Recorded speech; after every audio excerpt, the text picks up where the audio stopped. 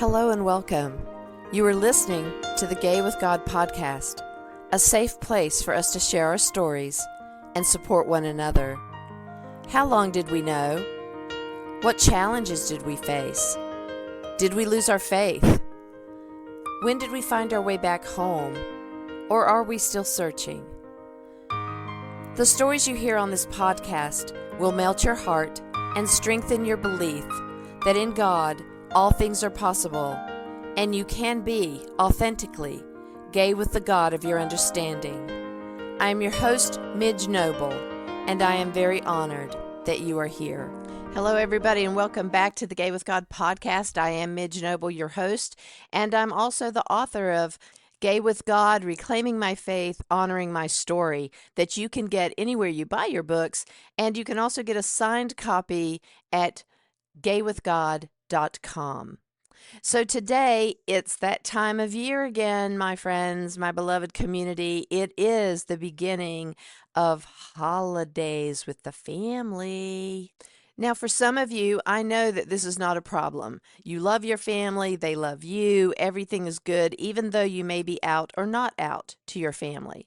For those of you who have been able to get your families to understand your authenticity and they embrace you and love you, I am so happy and joy-filled for you.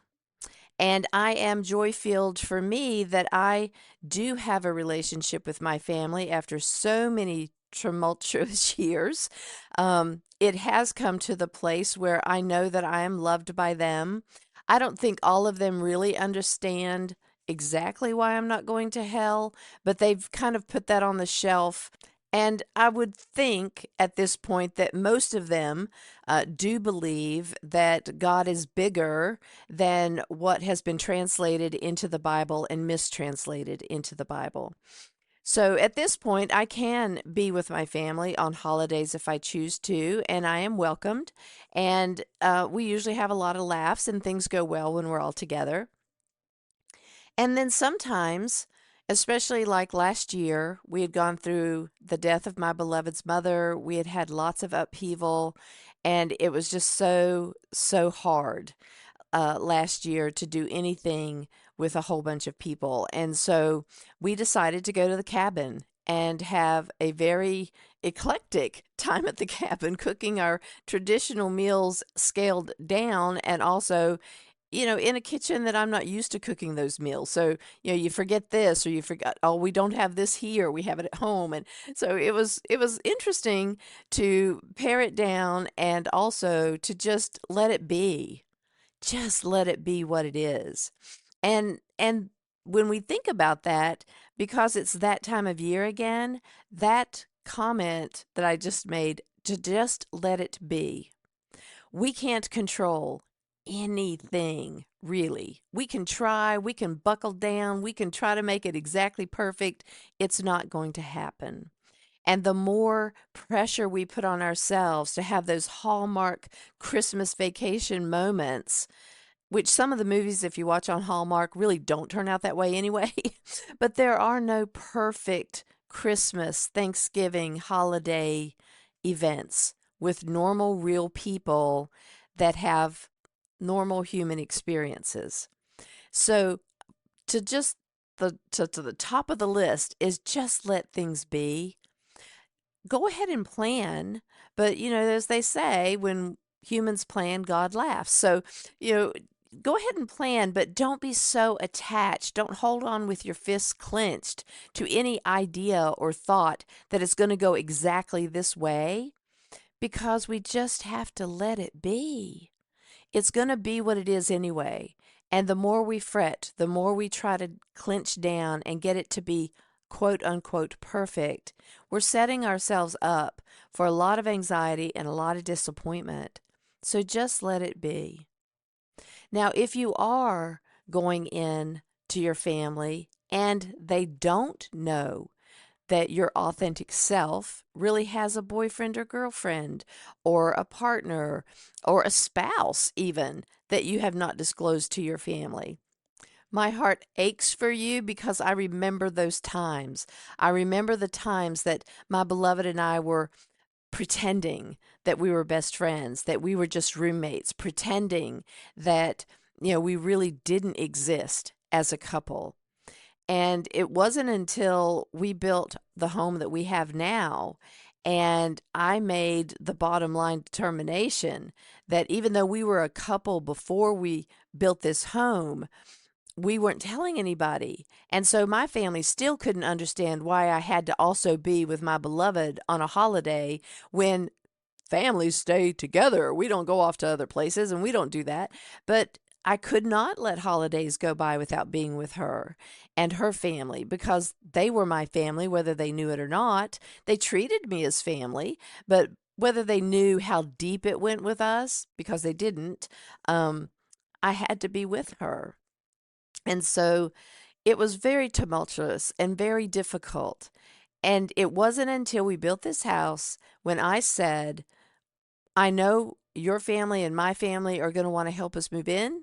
And I said, I want to not mislabel the boxes. If it goes into our bedroom, I want to say our bedroom.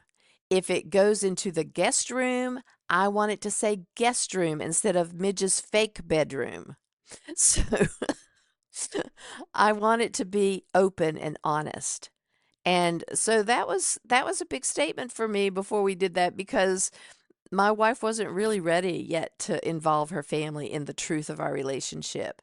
She did want them to know, she did want their acceptance, but she wasn't really sure if she would get it.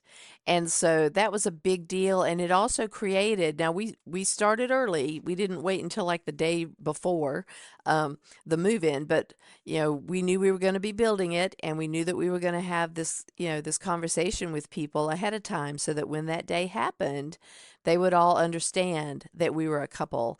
And if they didn't want to be a part of that, that's fine. I didn't want them there.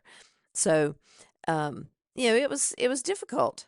And it was very difficult because, of course, my family took it horribly wrong. I mean, it was the worst experience I think I've ever been through. And it got a little worse over time and before it got better. And I thought that her mother, because she was such a devoted person to us and just loved us to death, I thought she would not have as big of a problem as she had. And it was really, really, really awkward for like a whole year. And this was like a year before we also had our Holy Union. And she took it very badly. She did love us and we were still involved with her, but boy, it was awkward. And then it was a whole year and she never spoke of it again because she said, we will never talk about this again. And okay. And so we just did our lives. We were ourselves and she didn't say a word about it. She let it be. And then on our Holy Union Day, she was going to come and she walks down the road of the driveway of this house where we were having our Holy Union outside, and she was bringing her best friend with her. And I freaked out and I said to my beloved, does she know that this is a gay wedding? Does she know that we'll probably kiss at the end of this and that her friend is going to see it? And Sue goes, I don't know. I don't know. So she, has a conversation with her and she goes, well, I told her. I've told all my friends. Well, she hadn't told us that she had told all her friends. And, she had to deal with the religious thing for a while because she really, like my parents, we all grew up believing we were all going to hell, and that was the way it was. But it took her a while. But she advocated for us. She almost left her church because they were not gay friendly until they got a new minister, and then they were. And so, it was really a very difficult time as we were trying to be authentic and trying to give our families the opportunity to grow and also to give ourselves time to be ourselves during a holiday without the fear and without all of the angst. Now, it took a long time, guys. It wasn't like, oh, we told you you loved us and now we're out and everything's great. It was awkward. It really was awkward. So if you have not told anybody yet that you have all of this life that they don't know about, you know, that coming out for you is absolutely the timing of your choice. and I hurt for you, and yet I would hurt for you if you came out and it went terribly wrong. But sometimes, it's in the wrongness of what happens that makes the deeper feelings for each other. My beloved and I have always said that we stand front to front and back to back because we're either hugging each other through the chaos and the pain, or we're back to back and we're warding off all of the evils that are coming at us so that we're both protected at some point. So, that's how we've always lived our lives together, is that we had each other's back, and we also, had each other no matter what. And we've needed to rely on that time and time and time again because it's difficult to walk the road that we're walking. And even now, with our marriage equality up again for review, and whether or not they're going to hear it, or whether or not they're going to read it, or whatever they're going to do, and it could take weeks, months, year for us to even know what they're going to do. So we're still hanging in that quasi, are we still good? Are we not going to be good? Do we need to plan? Well, of course we need to plan. Especially during the holidays, we need to plan how we're going to evolve as a couple, as a family, and how we're going to walk through the world. I refuse now to go anywhere that I'm not accepted. And so I don't have any in-person relationship with extended family who malign me and believe we're going to hell. And I will not go anywhere where people say they love me, but their behaviors say differently. So, those folks, friends of mine, people that love me, but yet they voted for a regime that wants to attack me and kill me, I'm not going to engage in a daily basis with you. We may be friends on Facebook, but that doesn't mean that I really trust you, if that makes sense. I mean, like this morning, I was scrolling through Facebook and I saw a link to a song that was being sung at a church service. Now, the three people that were in that video was a coach that was singing with his wife, and he was actually one of the people that worked at Berkshire Christian College before I went there. He had gone to school there, and he then was working there, and he was sort of like an outreach person, and he also coached some sports. And so he had talked with me years ago, before I even went to college, about Berkshire Christian College, and I kind of lost my way and things got really bad for a while, and I finally felt like I just needed to get out of my hometown and I needed to get away. Now, this was after I'd gone to India to be a missionary, and that all fell apart, and it was just chaos, and everything was going wrong. And I had deferred my admittance to Berkshire Christian College. I was already accepted, but I had to defer when I came back from India because it was mainly due to getting so sick, and I was just not able to go yet. And so I had deferred it. And then things went really bad, living back at home and living through all of the stuff that was going on at the time. And so I finally reached back out to him, and he said, basically, absolutely no problem for you to come back. We can get you back on the list. I'll talk to the registrar. We'll have you all ready to go. And he said, this is a place for you, Midge. This is a place where you can come, you can heal, you can grow. And so this is still the place for you. And that's all I needed to hear. And so things got really, really bad again when I talked to my family about that I was really going to go, because they really didn't want me to. And there was this huge fight and a huge big deal before anyway that I was going to choose Berkshire Christian College. But I went. And for me, it was sort of like running away from home. And so I went to one holiday when I was at college. And this had nothing to do about being gay, because I had absolutely no idea at the time that I was gay. But it was just family dynamics and how bad it could be. And I did go home that first Christmas, but was lied to that I was given a two-way ticket. And basically, my daddy really just sent one ticket and then said, you didn't need to be there anyway. Indeed, there wasn't a round trip ticket. So that's a whole nother story. But family dynamics. So that was the last time I went home for any holiday because I just didn't trust that I would be able to get back to school. And so the two people that were singing in this video, it was the coach and his wife. And of course, it's one of the songs that we sang at Berkshire Christian College. And it was a beautiful song, and they did a nice job. And then the person who preached apparently was the guy that had hired me to work summer camps, and that I would be, one of the college Christian ministers basically to be there for camp counseling and also support and that kind of stuff for the camps that we ran during the summertime. And so those are three very important people to me, and I love them. And yet, I betcha if I asked each one of them, do you think I'm going to hell for being gay? They would all say yes. So the thing is that when you're trying to deal with this time of year, there are people that you love, and there are people that still think you're going to hell. And how we all navigate that is a personal, absolutely personal, individual decision. Because even though I don't hang out with a bunch of people that think I'm going to hell, and I don't want to and I won't do it, I still have love for those people. And that's the way you probably feel about your family. They may not really accept who you are, they may not even know who you are, but you still love them. And so, I love these people. They're not my family, but I love them.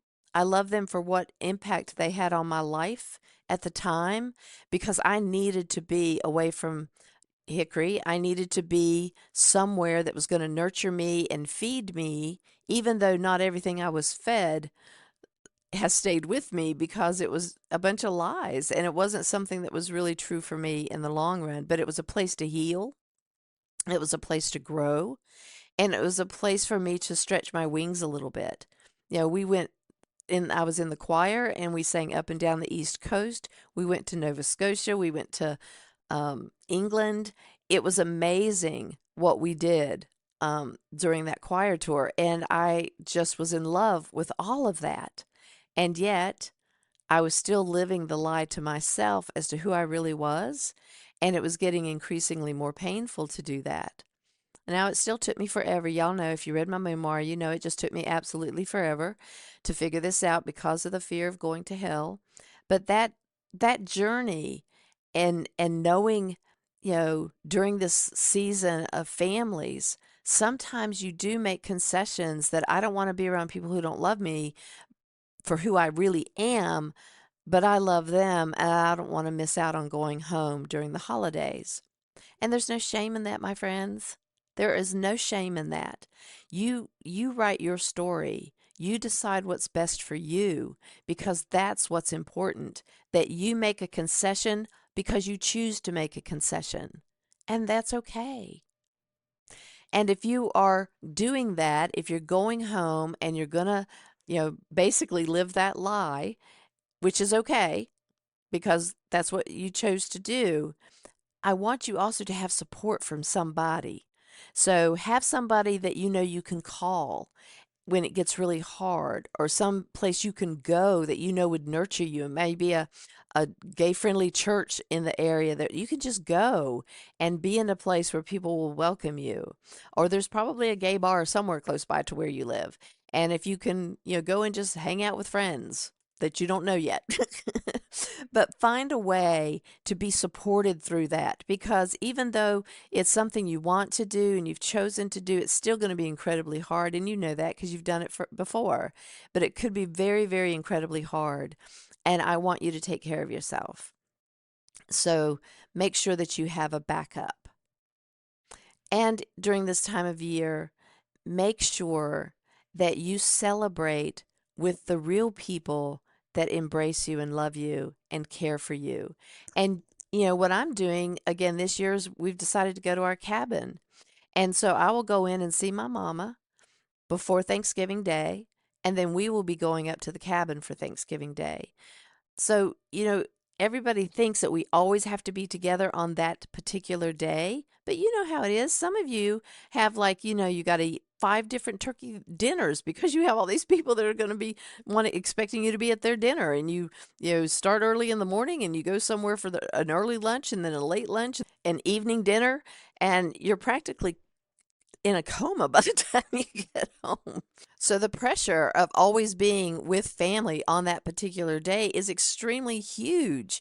And it is possible for you to navigate and say, this year we're going to visit you early, but we're going to go here for Thanksgiving dinner. Or we're going to get to you first, and then we need to leave because we're going somewhere, for ourselves. So it's okay to mix and match, so to speak. This time of year is not set in stone. This time of year is set to your authentic self and what's going to feed you, and also include the people that you love who love having you around. And it just doesn't always have to be on that exact day of the holiday. And that's the same thing for Christmas. There's lots going on during that time of year. We're starting now, apparently. People have their lights up already for Christmas. And I'm like, guys, come on. I haven't had my tofurkey yet. But it's your choice. It is your choice. Now, I'm saying that with a history of me coming up with excuses and finding ways to fly across the roads to get to my beloved, who I didn't even know why she was so important to me, but I had to do it. And I was never able to say, I'm not going to be here this year for Christmas, but I'm going to come back this way next year. But I always had to try to work in everybody on the same day, and it about drove me crazy. So be mindful of how you're really feeling. Be mindful of what you really want. Take some time to quiet your mind and just listen to your heart and see what it is that you really want. And then find a way that you can talk to them, whoever they are, your family, your friends, and let them know what's going to be right for you this year. So be really, really careful about your own energy, how you're feeling, how this is affecting your health.